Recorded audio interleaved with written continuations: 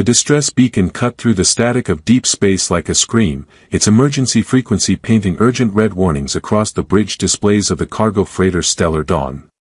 Captain Sarah Blake rubbed her tired eyes and studied the signal's origin point, an uncharted moon orbiting a gas giant in the Outer Rim territories, where decent folks had no business being.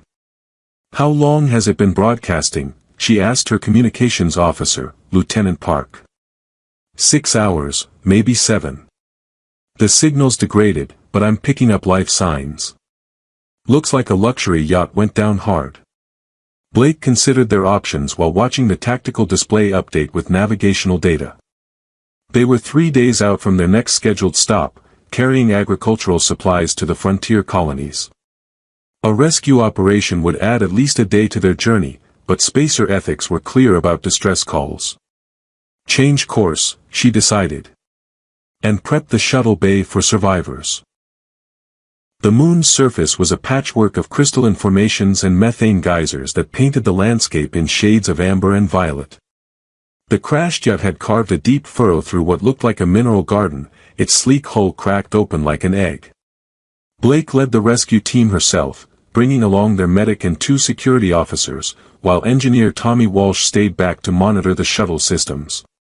"Fancy ship," observed Security Chief Kim, scanning the wreckage with her handheld sensor.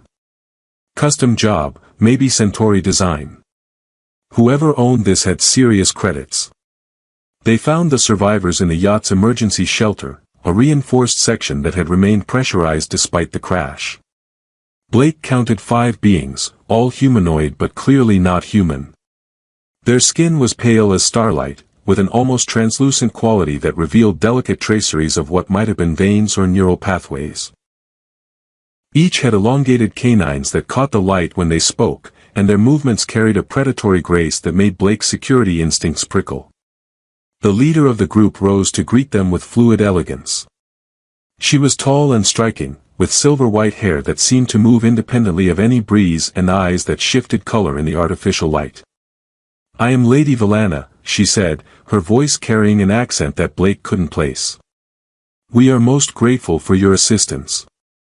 "Captain Blake, Stellar Dawn." "How many injured?" "None seriously," Valana replied, though Blake noticed how the other survivors kept their distance from the rescue team. "We were fortunate." The shuttle ride back to the freighter was uncomfortable in ways Blake couldn't quite define. The survivors were polite, even gracious, but something about their presence made her skin crawl. They spoke in low voices among themselves, using a language that sounded like wine through crystal chimes, and their eyes seemed to track every movement the humans made. Tommy was waiting in the shuttle bay when they docked, his usual cheerful demeanor brightening as he helped the survivors disembark. Blake watched with growing unease as Valana paused to study the young engineer, her head tilting slightly like a predator evaluating prey. "You have such interesting technology," Valana said to Tommy, her voice dropping to an intimate register. "I would very much like to learn more about your engineering systems." Tommy flushed slightly under her attention. "Sure thing. I mean, yes ma'am. Always happy to talk shop." Blake assigned the survivors to guest quarters in the civilian section, with Security Chief Kim maintaining discreet surveillance. The ship's database had no record of their species, which was unusual but not unprecedented in the outer territories. Still, something nagged at her as she reviewed the rescue report. The first strange incident occurred 6 hours after they'd resumed course. Crewman Peters reported feeling dizzy after delivering meals to the survivors' quarters, and Dr. Hayes found his blood pressure had dropped significantly. A routine check revealed that 3 other crew members who'd interacted with the survivors were showing similar symptoms. "Probably just stress," Dr. Hayes suggested. "Rescue operations can be emotionally draining." But Blake noticed how Valana seemed to glow with renewed vitality when she appeared for dinner in the common area, her pale skin luminous under the harsh fluorescent lighting. The other survivors remained in their quarters, claiming they needed time to recover from the crash. Tommy couldn't seem to stay away from her. Blake found them in the observation lounge after her night shift, deep in conversation about stellar engineering principles. Valana listened with rapt attention as Tommy explained the intricacies of faster-than-light navigation, her eyes never leaving his face. "Your mind works in such fascinating ways," Valana murmured, reaching out to trace a finger along Tommy's forearm. "I can almost taste your thoughts." Tommy laughed nervously. That's quite a compliment." Blake cleared her throat, and both of them turned toward her with guilty expressions. "Walsh, I need you to run diagnostics on the secondary life support systems. Right now, Captain. Right now." As Tommy reluctantly left the lounge, Valana favored Blake with a smile that revealed those distinctive canines. "Your engineer is quite brilliant. And so, appetizing." The word hung in the air like a threat. Blake found herself taking an involuntary step backward, her hand moving toward her sidearm. "Appetizing," she repeated. His enthusiasm, Valana clarified, though her eyes glittered with what might have been amusement. "It's quite refreshing after so many years of solitude." That night, Blake ordered increased security monitoring and warned her crew to limit their interactions with the survivors. But she couldn't shake the image of Valana's smile, or the way the alien woman had looked at Tommy like he was something to be savored. The medical bay's automated systems chimed an alert at 0300 hours ship time, indicating that someone was accessing the blood storage units. Blake arrived to find Valana standing near the refrigeration units, her pale hands pressed against the sealed doors. "Is there something you need?" Blake asked, her voice steady despite her racing pulse. Valana turned slowly, her movements liquid and hypnotic. "Your species is so fascinating," she said, approaching Blake with that same predatory grace. "The way your life force flows through these vessels, it's almost musical." Blake's hand found her communicator. "Security to medical bay." "Oh, that won't be necessary," Valana whispered, now close enough that Blake could feel an odd chill radiating from her pale skin. "I was simply appreciating the aroma." She leaned closer, her voice dropping to barely above a breath. "You smell delicious, Captain. Your flesh must be so tender." Blake froze as those words registered, her mind racing through possibilities none of which were reassuring. Valana's smile widened, revealing more of those elongated canines, and for a moment Blake was certain she was looking into the face of her own death. Then Security Chief Kim burst through the medical bay doors, weapon drawn, and Valana stepped back with that same ethereal grace. "Just getting acquainted with our hosts," Valana said pleasantly, as if she hadn't just been discussing the captain's flesh. "Your medical facilities are quite impressive." As Kim escorted Valana back to her quarters, Blake remained in the medical bay, trying to process what had just occurred. Whatever these survivors were, she was beginning to suspect that rescuing them might have been the worst mistake of her career. The crew meeting Blake called at 0800 hours had the tense atmosphere of a war council, with good reason. 5 more crew members had reported fatigue and memory gaps after routine interactions with their guests, and the ship's medical supplies were depleting at an alarming rate. Dr. Hayes spread his findings across the conference table like evidence at a crime scene. Blood pressure drops, decreased neural activity, and what I can only describe as selective amnesia, he reported grimly. But here's the strange part, no one seems to remember exactly what happened during their conversations with the survivors. Tommy shifted uncomfortably in his seat. "I feel fine," he insisted, though Blake noticed the dark circles under his eyes. "Valana's been nothing but polite." "Polite vampires are still vampires, Walsh," Security Chief Kim muttered. "That's ridiculous," Tommy protested. "They're just different." Valana explained that her people process emotions differently than we do. "It's actually quite fascinating from a xenobiological perspective." Blake studied her young engineer's face, noting how he seemed to glow whenever he mentioned the alien woman. "When exactly did she explain this to you?" Tommy frowned, his expression growing uncertain. "Last night, I think. Or maybe it was this morning. We were discussing the cultural implications of interspecies contact, and she mentioned that her people are very empathic." "Empathic enough to drain the life out of my crew?" Blake asked sharply. Before Tommy could respond, the conference room door slid open to admit Valana herself. She moved with that characteristic liquid grace, her pale features serene despite the hostile stares directed her way. Today she wore clothing that seemed to shift color in the artificial light, creating an almost hypnotic effect. "Captain Blake," she said with a slight bow, "I hope you don't mind my joining your discussion. I believe there has been some misunderstanding about my people's nature." Kim's hand moved to her sidearm. "You weren't invited to this meeting." "No," Valana agreed, settling into an empty chair with fluid elegance, "but I suspect my presence might clarify certain concerns." She turned those shifting eyes toward Blake. "You believe we are harming your crew. Are you?" Blake asked bluntly. Valana was quiet for a long moment, her fingers steepled in front of her. "We are sanguinari," she said finally. "A species that your databases list as extinct, which is understandable since we've spent the last few centuries hiding from those who would destroy us." "Why would anyone want to destroy you?" Dr. Hayes asked with professional curiosity.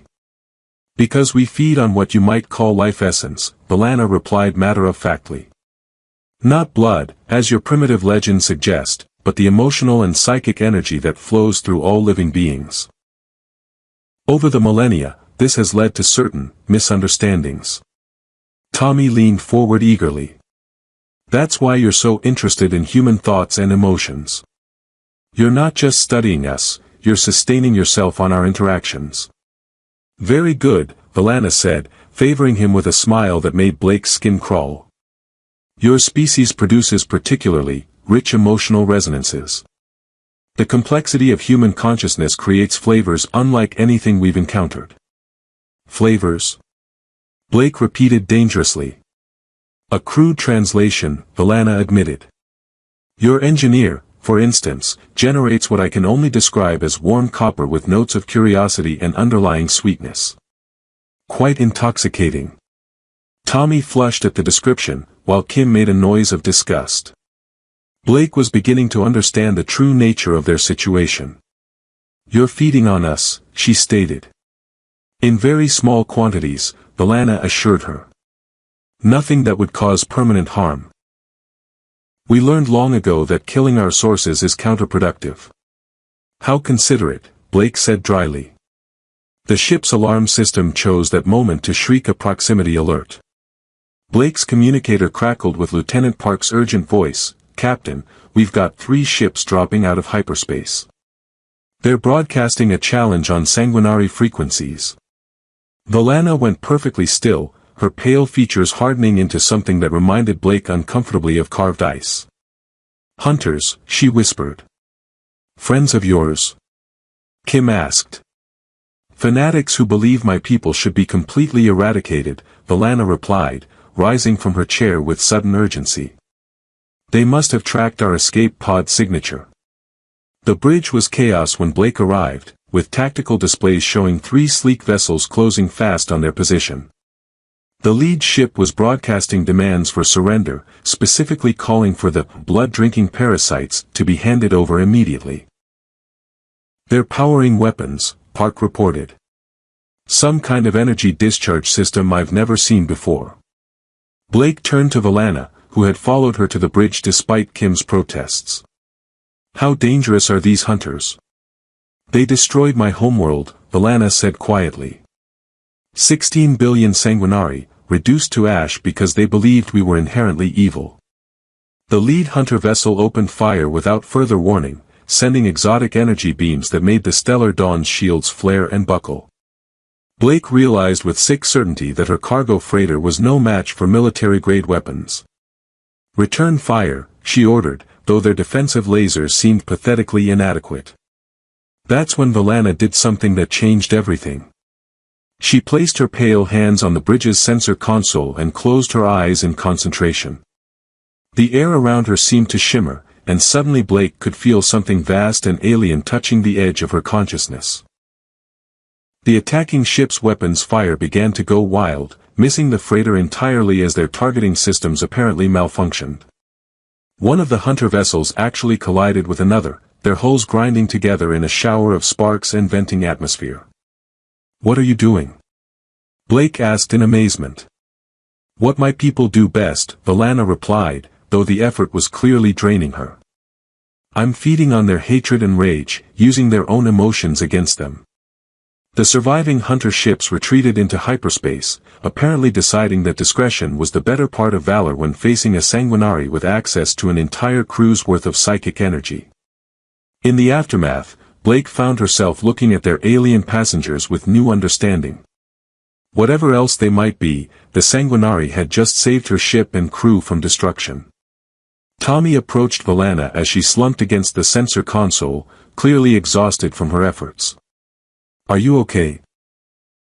She looked up at him with something that might have been gratitude. Your concern tastes like warm honey, she murmured. It's been so long since anyone worried about my well-being rather than fearing me. Blake watched the interaction with growing comprehension. Whatever was developing between her engineer and the alien woman was more complex than simple predation. The question was whether it was also more dangerous. We need to talk, she told Valana. All of us. About what happens next. Valana nodded wearily. Yes, she agreed. I believe it's time you learned the truth about what your people call vampires.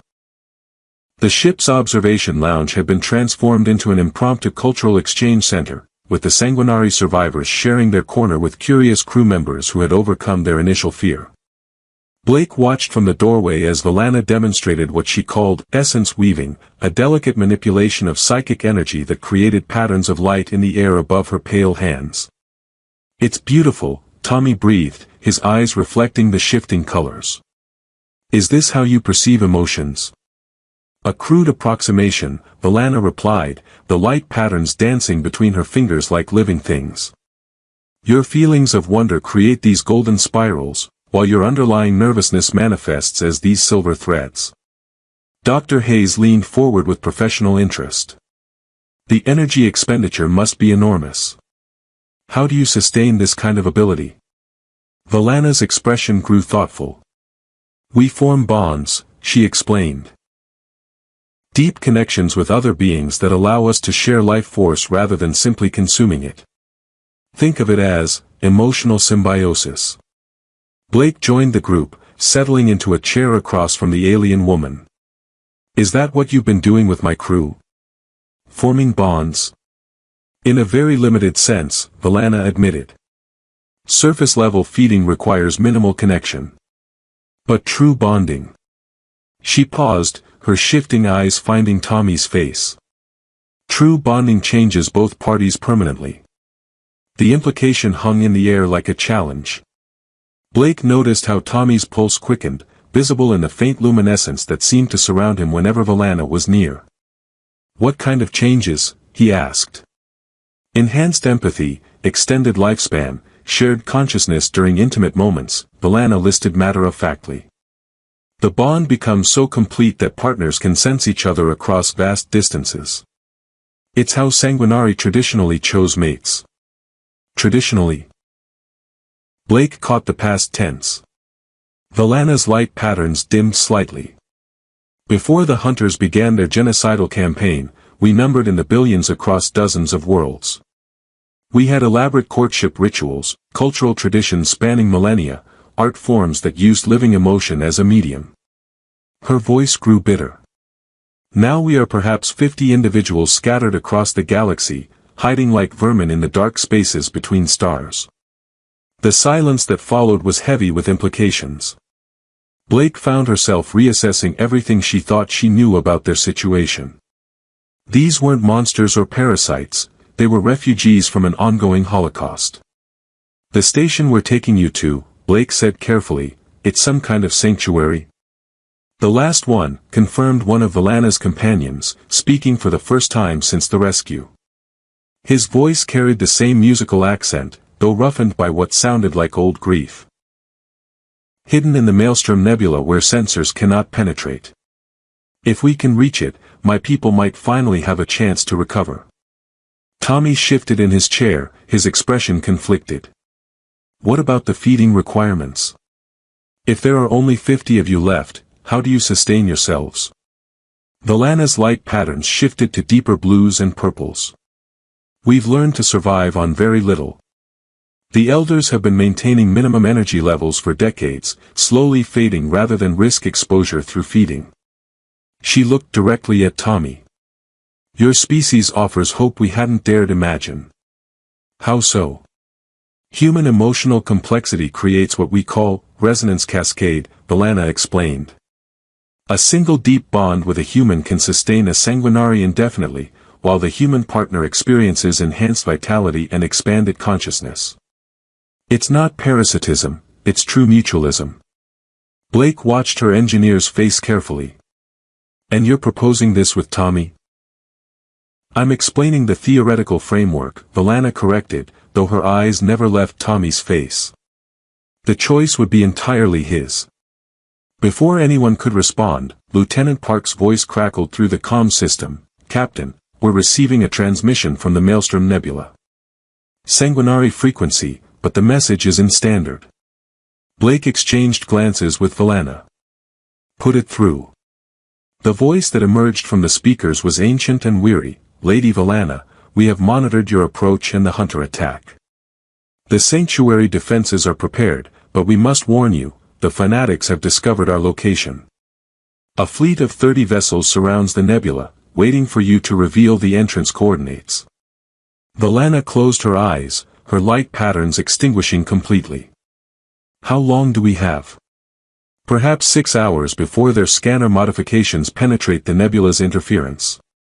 After that, nowhere in the galaxy will be safe for our people. The transmission ended, leaving the observation lounge in stunned silence.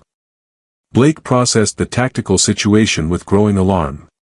Even if they could somehow fight their way past 30 hunter vessels, they'd be leading the fanatics directly to the last sanguinari stronghold. There has to be another way, Tommy said suddenly. Some kind of solution that doesn't involve a suicide run. Valana opened her eyes, studying him with renewed intensity. There is one possibility, she said slowly. But it would require a level of trust and cooperation that... She trailed off, shaking her head. No, it's too dangerous. What kind of cooperation? Blake asked. A fusion bond, Valana replied reluctantly. If Tommy were willing to undergo the full bonding process, I could channel the combined life force of both species. With that kind of power, I might be able to create illusions sophisticated enough to hide the sanctuary permanently. Tommy stood up abruptly, pacing to the observation windows. Blake could see him reflected in the transparisteel, his face cycling through a dozen different emotions. What would happen to me, he asked without turning around. You would become something new, Valana said honestly. Neither fully human nor sanguinari, but a bridge between both species. Your lifespan would extend to match mine, several centuries, potentially. Your consciousness would expand to perceive emotional resonances the way I do. And we would be bonded permanently, sharing thoughts and feelings at levels your language cannot adequately describe. Blake felt a chill of protective concern for her young engineer. Tommy, you don't have to. Yes, I do, he interrupted, turning back to face the group. If I don't, 50 people die. An entire species goes extinct because I was too afraid to take a risk. He looked at Valana with something Blake recognized as determination mixed with genuine affection. Besides, someone told me recently that the best relationships change both partners permanently. Valana's pale features showed the first real emotion Blake had seen from her, hope tempered with uncertainty. You would truly consider this? Knowing that there's no returning to your previous existence. Tommy moved to kneel beside her chair, taking her cold hands in his warm ones. Valana, I've been thinking about something you said yesterday. About how human emotions taste different from anything you've experienced before. Like warm copper with notes of curiosity, she quoted softly. What if that's because we're supposed to complement each other? What if evolution or chance or whatever cosmic force guides these things brought us together for exactly this reason? Blake watched the alien woman's expression transform as she processed Tommy's words. For the first time since the rescue, Valana looked genuinely vulnerable. The bonding process is irreversible, she warned. And potentially fatal for both of us if our life forces prove incompatible. Tommy smiled, the expression lighting up his entire face. Then we'd better hope you're right about this mutualism theory. As Blake watched her engineer prepare to sacrifice his humanity to save an alien species, she found herself wondering if maybe that sacrifice was the most human thing of all. The Maelstrom Nebula stretched before them like a cosmic storm frozen in time, its swirling gases creating patterns of impossible beauty that concealed the last sanctuary of the Sanguinari. Blake stood on the bridge of the Stellar Dawn, watching their long-range sensors struggle to penetrate the electromagnetic chaos while 30 hunter vessels maintained their blockade positions around the nebula's perimeter. Tommy sat in the modified meditation chamber they'd constructed in the ship's central core, his consciousness intertwined with Valana's in a bonding process that Dr. Hayes could monitor but not fully understand. The biometric readings showed two distinct life signs gradually synchronizing into something that defied classification. Neural activity is off the charts, Dr. Hayes reported, his voice tight with concern. Their brainwave patterns are creating interference with ship systems 3 decks away. Blake touched her communicator. Tommy, how are you holding up? His response came through speakers throughout the ship, his voice layered with harmonics that made the words seem to originate from everywhere at once. It's indescribable, Captain. I can feel everything. Valana's memories stretching back centuries, the collective grief of her people, but also something else. Hope, maybe. Purpose. Through the chamber's observation port, Blake could see the transformation taking place. Tommy's human features remained unchanged, but his skin now carried the same subtle luminescence that characterized the Sanguinari. Valana appeared more solid somehow, as if the bonding process was anchoring her ethereal nature to physical reality. Contact. Lieutenant Park called out. 3 hunter vessels are breaking from the blockade formation. They're heading straight for us. Blake moved to the tactical station, studying the approaching ships. These weren't the same vessels that had attacked them before. These were larger, more heavily armed, and broadcasting identification codes that made her blood run cold. Those are Purification Fleet dreadnoughts, she said grimly. They're not interested in capturing anyone alive. The lead ship opened communications, and a harsh voice filled the bridge. Cargo vessel Stellar Dawn, you are harboring enemies of biological purity. Surrender the parasites immediately or be destroyed. Blake keyed the response channel. This is Captain Blake. We are carrying diplomatic refugees under interstellar law. Any hostile action against this vessel constitutes an act of piracy. There is no law that protects abominations, the hunter captain replied. You have 30 seconds to comply. Blake looked toward the meditation chamber where Tommy and Valana continued their impossible fusion. Whatever they were attempting, it was taking too long. The hunters would overwhelm her ship's defenses long before the bonding process reached completion. All hands, battle stations, she ordered. Prepare for combat. The Stellar Dawn had never been designed for warfare, but her crew responded with the efficiency of spacers who knew their survival depended on quick thinking and quicker reflexes. Kim coordinated defensive strategies while Park pushed the ship's engines beyond safe parameters, buying precious time through evasive maneuvers. The first hunter salvo lit up space around them, exotic energy beams that made reality itself seem to ripple. Blake felt her ship shudder under the impact, hull plating vaporizing under the assault. Shields at 40%, Park reported. We can't take many more hits like that. That's when the meditation chamber erupted with light that seemed to come from inside the atoms themselves. Blake shielded her eyes as Tommy and Valana emerged from the chamber, their forms wreathed in energy patterns that hurt to look at directly. But it was their eyes that truly marked the transformation. No longer entirely human or sanguinary, but something new and magnificent.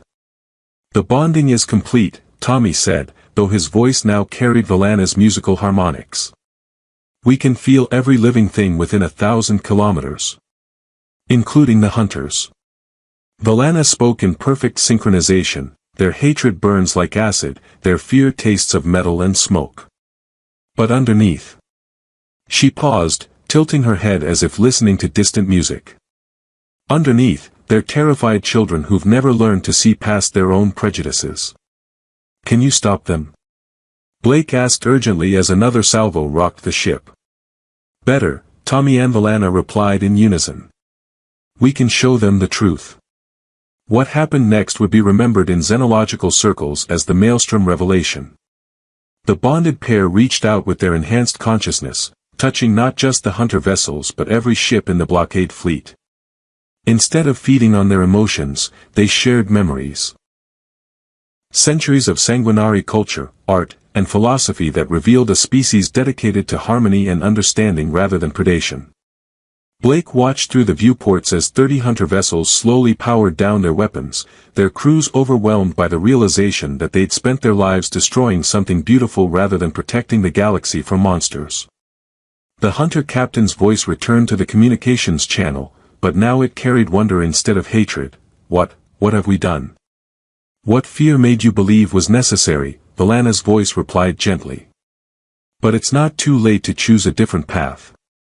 In the hours that followed, Blake witnessed something she'd never expected to see, former enemies working together to establish the framework for a new understanding. The hunter fleet became an escort, guiding refugee ships to the sanctuary hidden within the Maelstrom Nebula. The sanguinary elders emerged from their hiding places, their ancient wisdom combined with human ingenuity to create technologies that benefited both species. Blake found Tommy and Valana in the observation lounge as the stellar dawn prepared to depart the nebula. They stood together at the windows, their forms still wreathed in that subtle luminescence, watching as construction crews began building the first mixed-species research station. Any regrets? Blake asked her former engineer. Tommy turned to face her, and Blake was struck by how much older he seemed, not physically, but with the weight of expanded consciousness. How can I regret becoming part of something larger than myself, he replied. Valana and I are going to spend the next few centuries helping our species learn to coexist. There's so much to discover, so much to create. Valana added her own perspective. For the first time in 300 years, my people have hope for the future. The hunger that drove us to the edge of extinction has become the foundation for unprecedented cooperation between species. Blake nodded, understanding that her crew was losing more than just an engineer. They were witnessing the birth of something entirely new. The offer stands, she said. If you ever want to visit the old stellar dawn, you'll always have a berth waiting. We'll take you up on that, Tommy promised. Though by the time we see you again, you might be surprised by how much we've both changed. As Blake's ship departed the nebula, she reflected on the strange turns that had brought them to this point. A routine rescue mission had become first contact with a dying species, which had evolved into the foundation for a new form of consciousness that bridged the gap between human and alien. The last entry in the Stellar Dawn's log recorded the official statement: diplomatic mission completed successfully. Refugees delivered to sanctuary coordinates. First Officer Walsh transferred to permanent diplomatic assignment with Sanguinary Cultural Exchange Program. But Blake's personal log told a different story. Today I watched two beings choose love over fear, connection over isolation, and transformation over safety. If this is what the future holds for human-alien relations, maybe we're going to be just fine. The stars stretched endlessly ahead, full of possibilities that seemed brighter than they had before. Behind them, hidden in the swirling beauty of the Maelstrom Nebula, a new chapter in galactic civilization was just beginning, one that proved the most dangerous hunger could become the foundation for the most extraordinary love.